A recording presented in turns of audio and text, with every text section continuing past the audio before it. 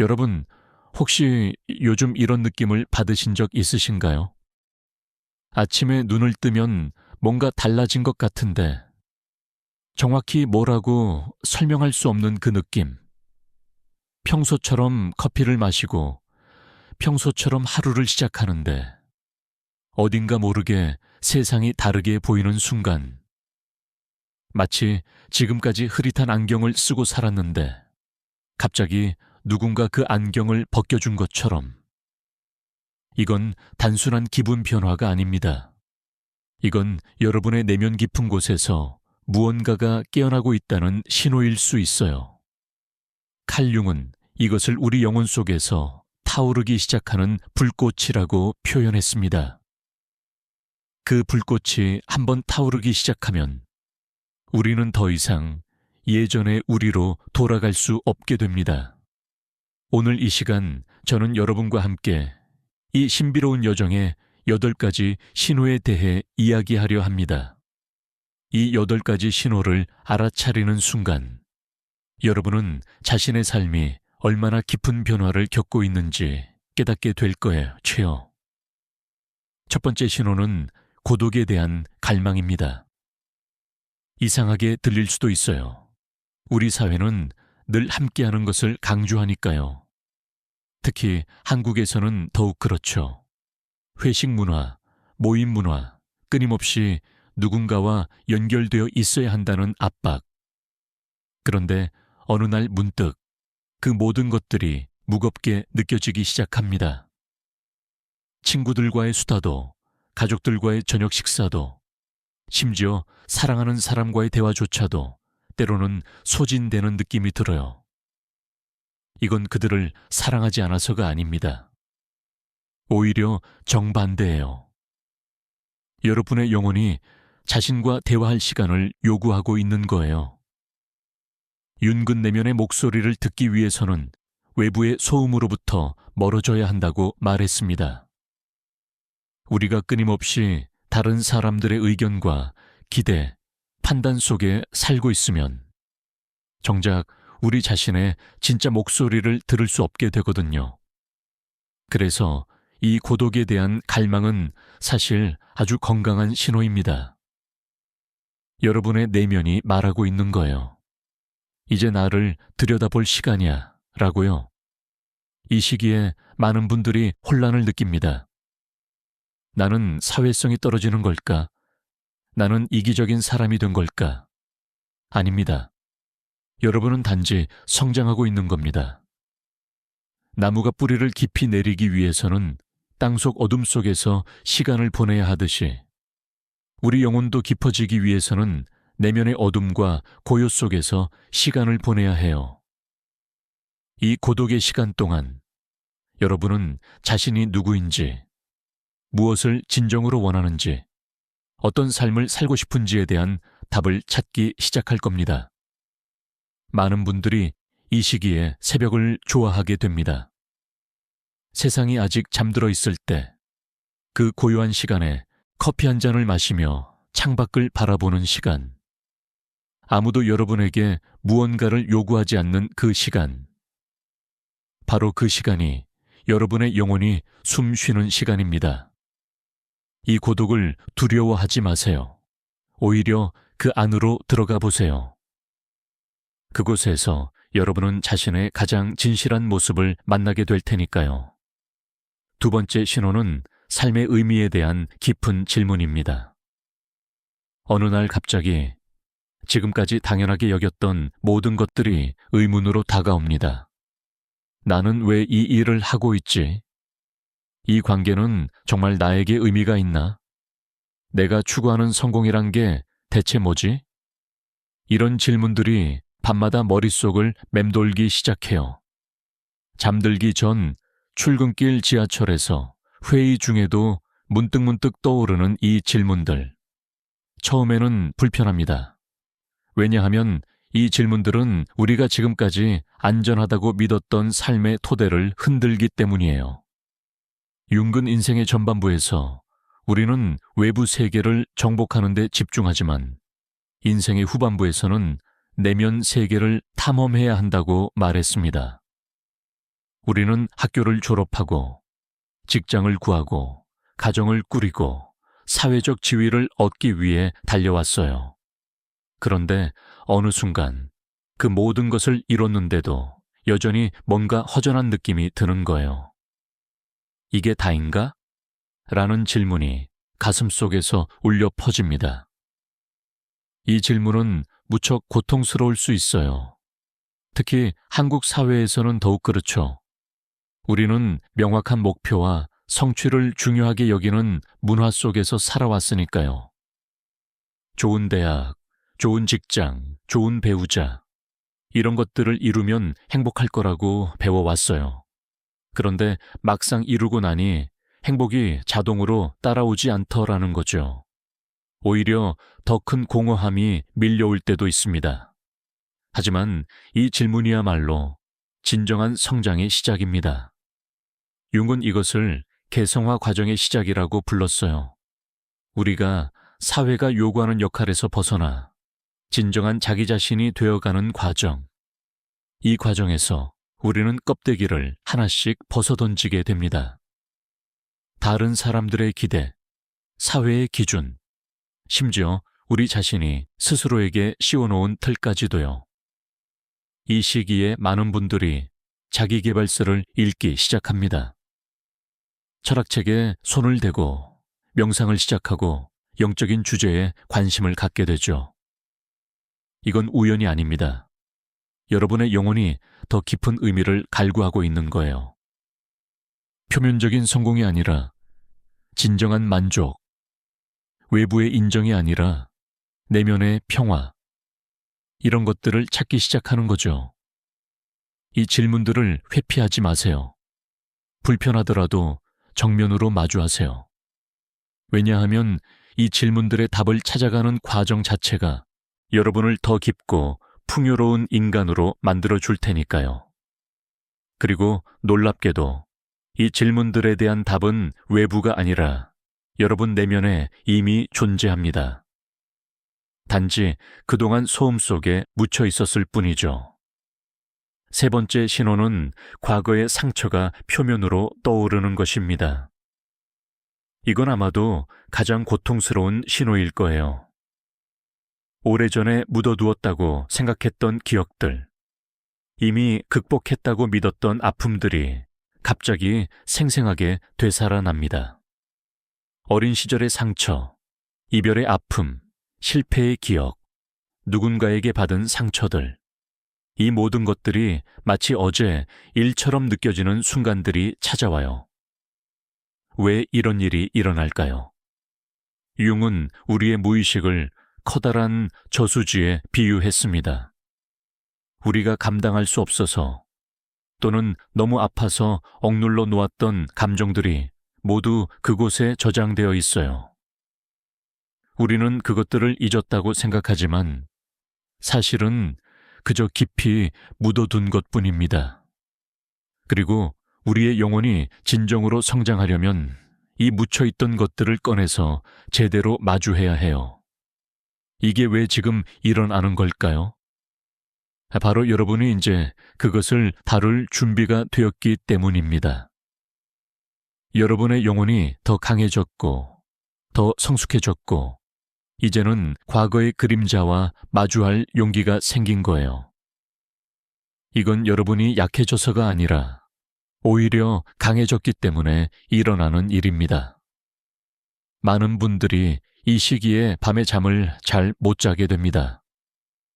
과거의 장면들이 자꾸 머릿속에 떠올라요.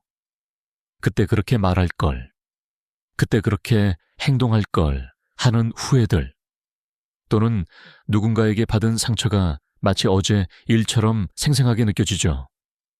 이럴 때 많은 분들이 자책합니다. 왜 나는 아직도 이걸 못 넘기지? 나는 약한 사람인가? 아닙니다. 이건 약함이 아니라 치유의 과정입니다. 융은 그림자와의 만남이 개성화 과정에서 필수적이라고 말했습니다. 그림자란 우리가 부정하고 억압해온 자신의 어두운 면들이에요. 우리가 인정하고 싶지 않은 감정들, 숨기고 싶은 욕망들, 부끄러워하는 약점들, 이 모든 것들이 그림자 속에 있습니다. 그리고 이 그림자를 마주하고 통합하지 않으면 우리는 결코 온전한 자신이 될 수 없어요. 이 과정은 외롭고 힘듭니다. 주변 사람들은 이해하지 못할 수도 있어요. 왜 자꾸 과거를 들춰내느냐고, 이제 그만 잊고 앞으로 나아가라고 말할지도 모릅니다. 하지만 진정한 치유는 망각이 아니라 통합입니다. 과거를 잊는 게 아니라 과거를 이해하고 받아들이고 그것으로부터 배우는 거예요. 이 시기에 전문적인 도움을 받는 것도 좋습니다. 상담이나 심리치료는 이 여정에서 큰 도움이 될 수 있어요. 우리 문화에서는 심리 상담을 받는 것에 대한 편견이 있지만 사실 이건 자신을 사랑하는 가장 용감한 행동 중 하나입니다. 자신의 어두운 면을 마주하는 용기를 가진 사람만이 진정으로 빛날 수 있으니까요. 네 번째 신호는 직관력이 날카로워지는 것입니다. 갑자기 사람들의 진심이 보이기 시작해요. 누가 거짓말을 하는지, 누가 진심을 담아 말하는지. 말로는 괜찮다고 하지만 실제로는 힘들어하는 사람의 숨겨진 고통이 느껴지기 시작합니다. 이건 초능력이 아닙니다. 여러분의 내면이 깨어나면서 세상을 보는 눈이 더 깊어진 거예요. 융은 우리 안에 집단 무의식이라는 것이 있다고 말했습니다. 이건 개인을 넘어선 인류 전체가 공유하는 깊은 지혜의 저장고 같은 거예요.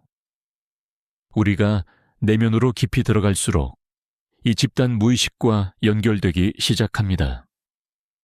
그러면 우리는 단순히 눈에 보이는 것만이 아니라 그 너머의 진실을 느끼게 되죠. 이 시기에 많은 분들이 꿈을 더 생생하게 꾸게 됩니다.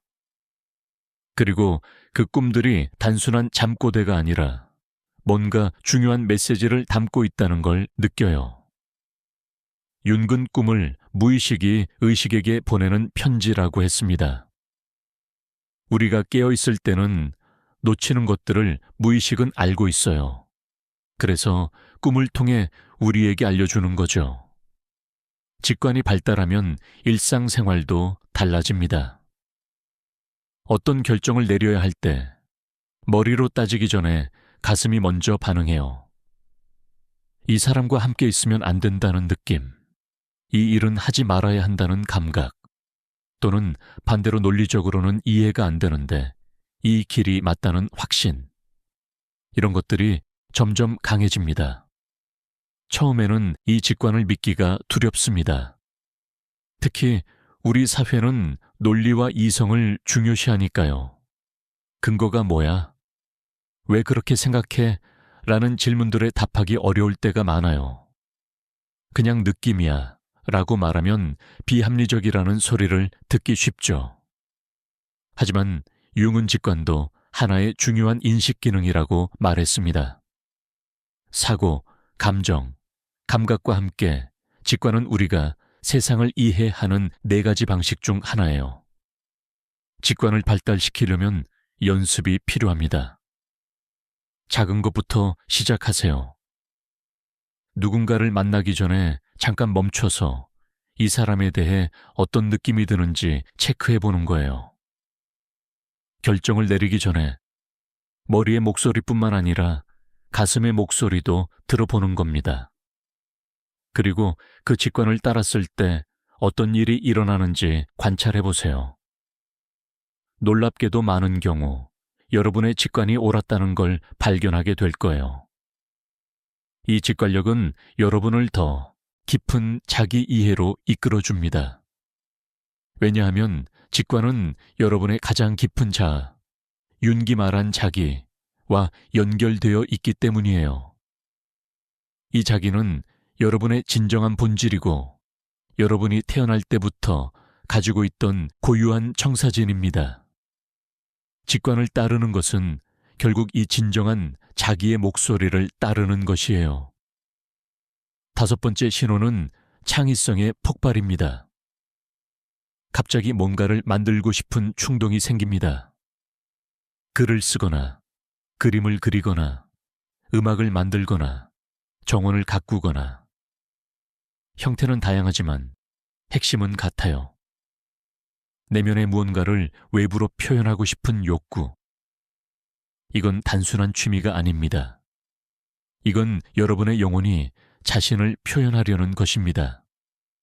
윤근 창조적 작업이 무의식의 내용을 의식으로 끌어올리는 가장 강력한 방법 중 하나라고 말했습니다. 우리가 뭔가를 창조할 때 우리는 단순히 작품을 만드는 게 아니라 우리 내면의 깊은 부분을 세상에 드러내는 거예요. 그림 한 장, 시 한 편, 노래 한 곡이 우리의 무의식에서 나온 상징들로 가득합니다. 많은 분들이 이 시기에 갑자기 예전에 포기했던 취미를 다시 시작합니다. 어릴 때 좋아했던 그림 그리기, 학창 시절 즐겼던 글쓰기, 결혼하기 전 좋아했던 춤, 이런 것들이 다시 마음속에서 고개를 듭니다. 이건 단순한 향수가 아니에요. 여러분의 영혼이 억눌렸던 부분을 되찾으려는 시도입니다. 우리 사회는 실용성을 중요시합니다. 그림을 그려서 뭐해? 돈이 돼? 시를 써서 뭐가 달라져? 이런 질문들이 늘 따라다니죠. 그래서 많은 사람들이 창의적인 활동을 사치라고 생각하고 시간 낭비라고 여깁니다. 특히 바쁜 일상 속에서 그런 것에 시간을 쓴다는 게 죄책감을 느끼게 만들어요. 하지만 창의적 표현은 사치가 아니라 필수입니다. 이건 영혼의 언어예요. 우리가 말로 표현할 수 없는 것들, 논리로 설명할 수 없는 것들을 창의적 작업을 통해 표현할 수 있습니다. 융 자신도 심각한 심리적 위기를 겪었을 때 만다라를 그리고 돌로 탑을 쌓으면서 치유했어요. 이런 창조적 활동이 그에게 내면의 질서를 되찾게 해준 거죠. 창의적 작업을 할 때 중요한 건 결과가 아니라 과정입니다. 잘 그려야 한다는 압박, 완벽해야 한다는 강박에서 벗어나세요. 그냥 하는 겁니다. 손이 가는 대로, 마음이 가는 대로. 누가 볼 것도 아니고 평가할 것도 아니에요. 이건 오직 여러분과 여러분의 영혼 사이의 대화입니다. 이 창의적 에너지는 삶의 다른 영역으로도 퍼져나갑니다. 일하는 방식이 달라지고, 문제를 해결하는 접근이 달라지고, 사람들과 소통하는 방식도 달라져요. 왜냐하면 창의성은 단순히 예술적 재능이 아니라 삶을 대하는 태도이기 때문입니다.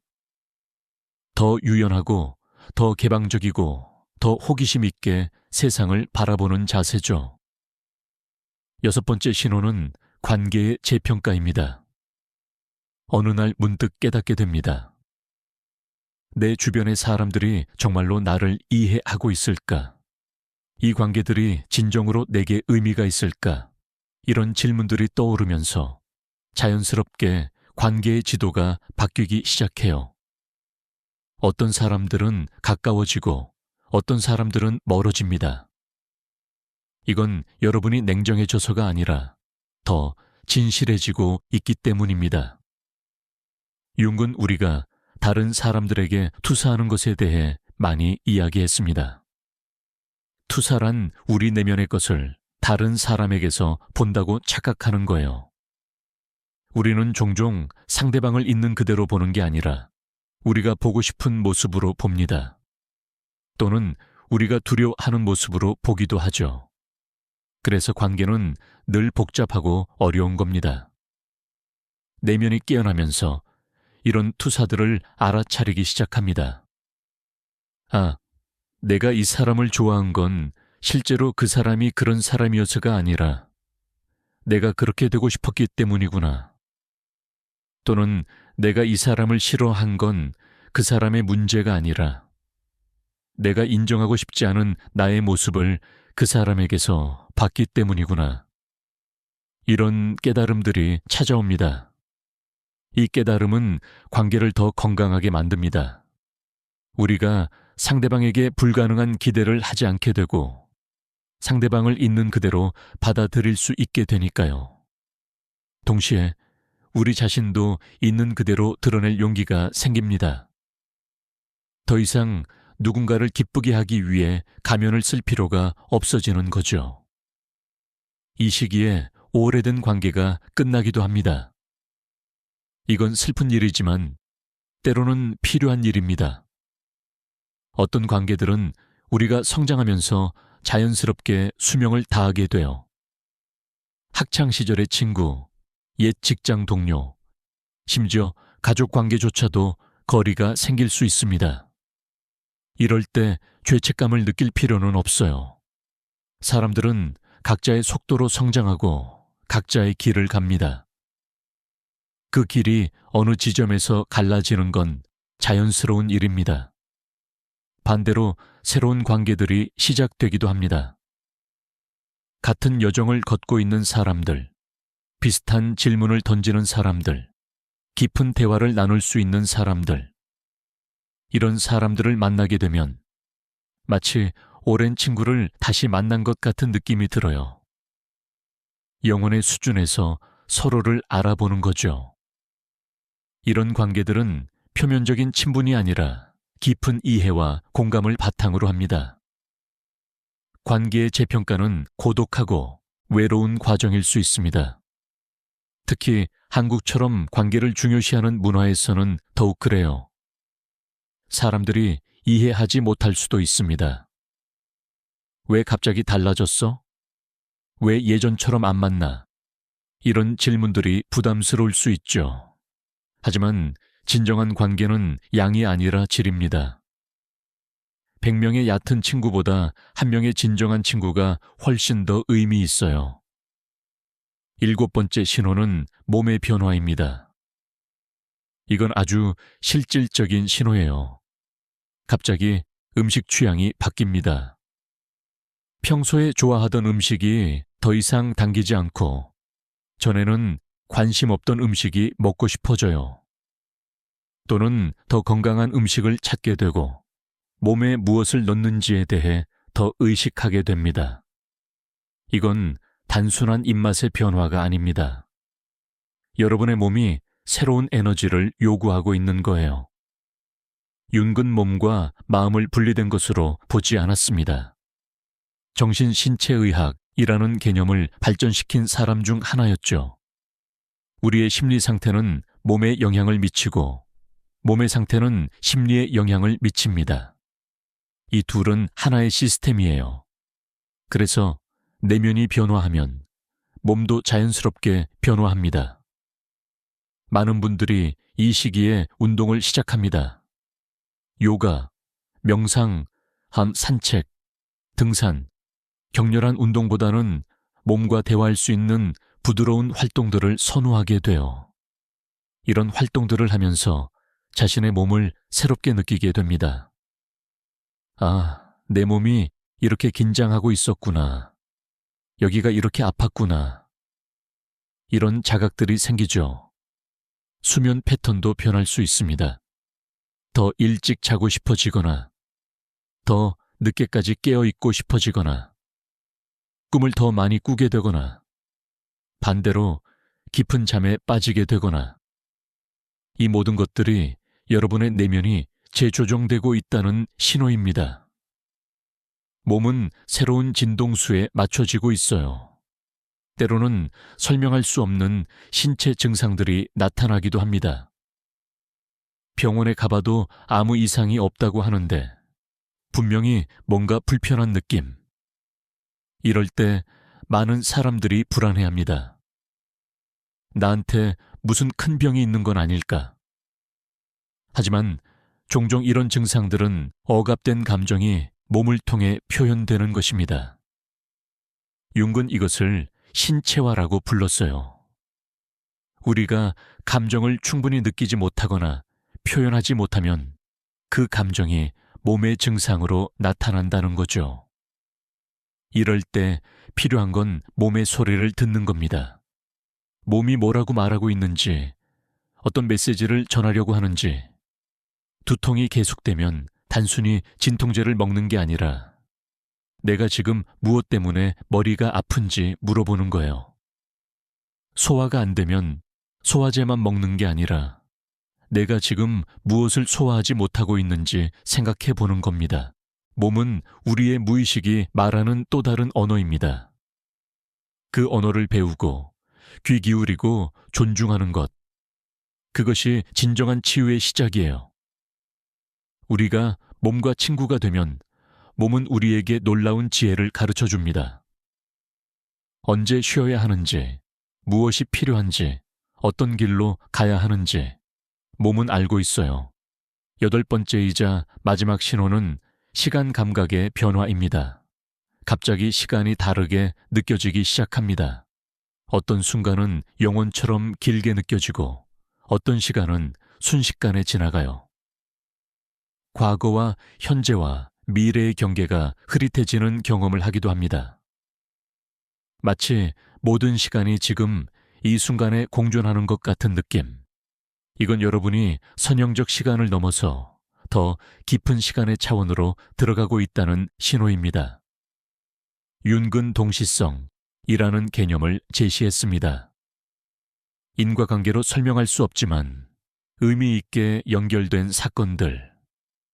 예를 들어 오랜만에 어떤 사람을 떠올렸는데 그 사람에게서 전화가 오는 것, 또는 어떤 질문에 대한 답을 찾고 있었는데 우연히 읽은 책에서 정확히 그 답을 발견하는 것.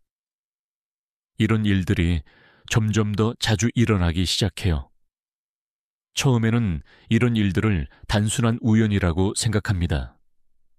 하지만 너무 자주, 너무 정확하게 일어나면 이게 단순한 우연은 아니라는 걸 느끼게 돼요. 마치 우주가 여러분에게 메시지를 보내는 것 같은 느낌. 여러분이 올바른 길을 가고 있다는 확인, 또는 방향을 바꾸라는 신호. 이런 것들이 동시성을 통해 나타납니다. 시간 감각이 변하면서 과거에 대한 태도도 달라집니다. 과거를 후회하거나 집착하는 대신 과거를 지혜의 원천으로 보게 됩니다. 과거의 모든 경험 수담, 경험들, 심지어 고통스러웠던 경험들조차도 지금의 나를 만든 소중한 재료였다는 걸 이해하게 돼요. 그러면 과거를 원망하는 대신 감사할 수 있게 됩니다. 미래에 대한 태도도 변합니다.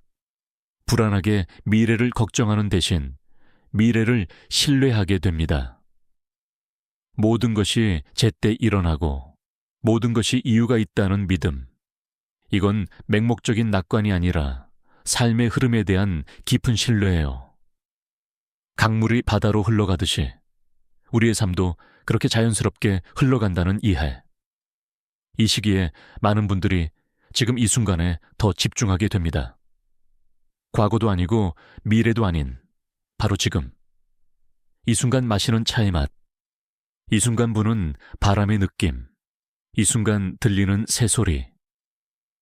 이런 것들이 이전보다 훨씬 더 생생하게 느껴져요. 왜냐하면 여러분이 진정으로 현재 존재하기 시작했기 때문입니다. 시간 감각의 변화는 또한 인내심을 가르쳐 줍니다. 모든 것이 급하게 느껴지던 삶에서 때를 기다릴 줄 아는 삶으로 씨앗을 심었으면 싹이 트기를 기다려야 하듯이 우리 내면의 변화도 시간이 필요하다는 걸 받아들이게 됩니다. 이 인내심은 평화를 가져다 줍니다. 서두르지 않아도 된다는 것, 모든 것이 완벽한 타이밍에 일어난다는 것을 알기 때문에 여러분, 여기까지 함께 8가지 신호를 살펴봤습니다. 고독에 대한 갈망, 삶의 의미에 대한 깊은 질문, 과거 상처의 부상, 직관력의 날카로움, 창의성의 폭발, 관계의 재평가, 몸의 변화, 그리고 시간 감각의 변화. 이 중에서 여러분은 몇 가지를 경험하고 계신가요? 혹시 하나라도 해당된다면 축하드립니다. 여러분의 내면에서 무언가 중요한 일이 일어나고 있는 겁니다. 이 여정은 쉽지 않습니다. 때로는 너무 힘들어서 멈추고 싶을 때도 있을 거예요. 예전의 편안한 삶으로 돌아가고 싶다는 생각이 들 수도 있습니다. 하지만 윤기 말했듯이 한번 깨어나기 시작하면 다시 잠들 수는 없습니다. 아는 것을 모른 척할 수는 없어요. 느낀 것을 느끼지 않은 척할 수 없습니다. 이 과정을 혼자 겪을 필요는 없습니다. 같은 여정을 걷고 있는 사람들, 이미 이 길을 걸어간 사람들, 여러분을 이해하고 지지해 줄 수 있는 사람들이 있습니다. 책을 읽고 대화를 나누고 때로는 전문가의 도움을 받으세요.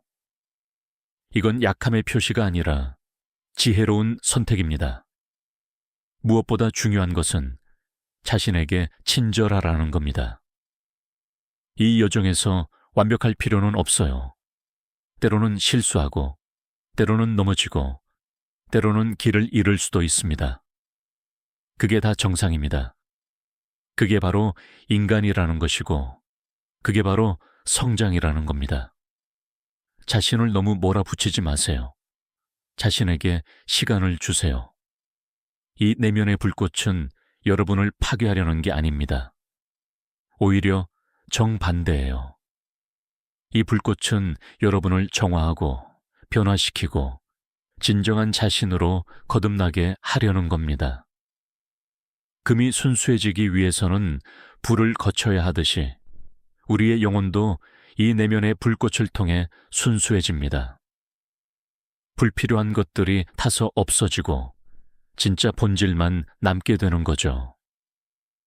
융근 개성화 과정의 목표는 자기 실현이라고 했습니다.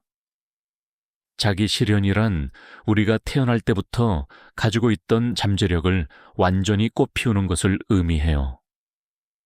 마치 도토리가 참나무가 되는 것처럼 우리 안에도 이미 우리가 되어야 할 모습의 씨앗이 들어 있습니다.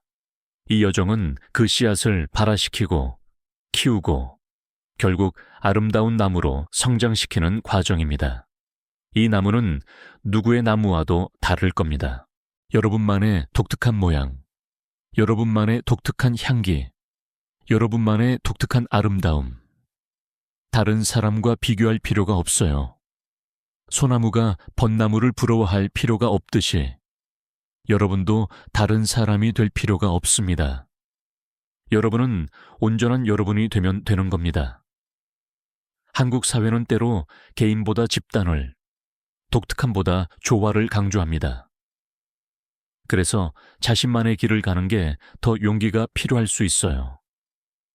주변의 시선, 가족의 기대, 사회의 기준, 이런 것들이 무겁게 느껴질 때가 있습니다.